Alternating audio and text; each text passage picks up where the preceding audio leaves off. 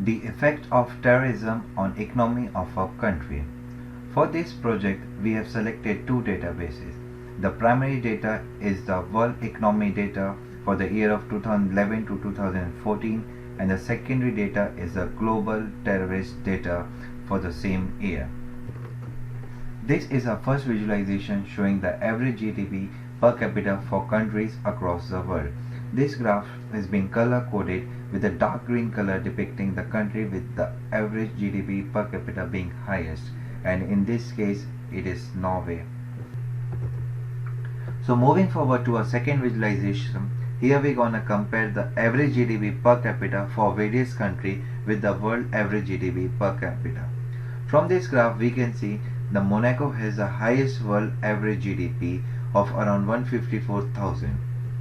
The color shading shows the current GDP in US dollars, and from this graph we can see that the US has the highest GDP in the world, but it does not have the highest GDP per capita. After this, we use Bayes size for clustering purposes. We selected 9 parameters and tried to cluster our entire data into 4 segments, naming stable economy, average economy, below average economy, and other country. From this visualization, we can see that there is a decreasing trend in the stable economy from the year of 2011 to 2012, and on the same year there has been increasing trend on the average economy. Also for the year of 2013 to 2014, we can see that the number of countries has been decreased for average economy, and there has been increase in the number of countries for below average economy. This visualization basically shows all those countries which has a falling economy trend starting from 2011. We further go down to investigate what could be the probable reason for the fall in their economy. To get an answer for our previous question, we try to analyze the global terrorist data from the year of 2011 to 2014.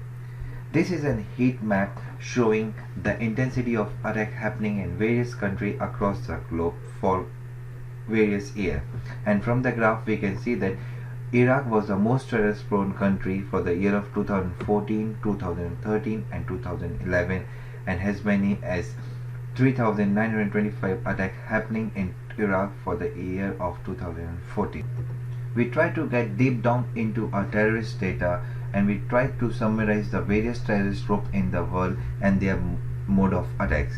The first is the bubble chart showing various terrorist groups, and from this chart we can see that Taliban is an organization which has done as many as 2,816 terrorist attacks. The second chart shows that attacks dynamic, and we can see that bombing and explosion is the most prominent mode of terrorist attack, which has many as 23,089 attacks being done by this dynamic. This visualization shows the number of people affected per attack. To get this visualization, we have created a new parameter known as people affected per attack.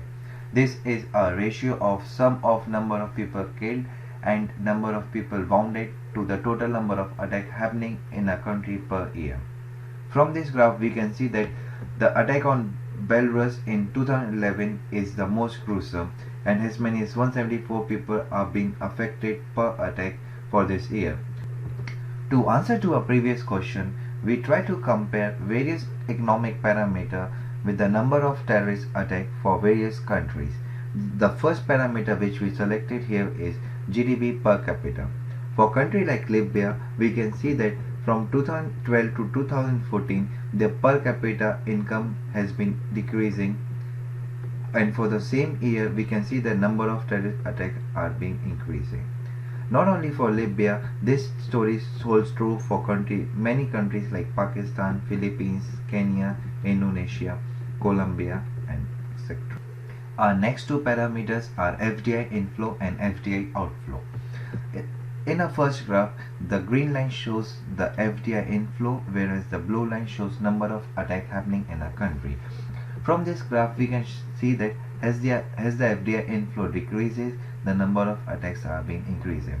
Similarly, for the second graph, the red line shows the FDI outflows, whereas the gray line shows the number of attacks.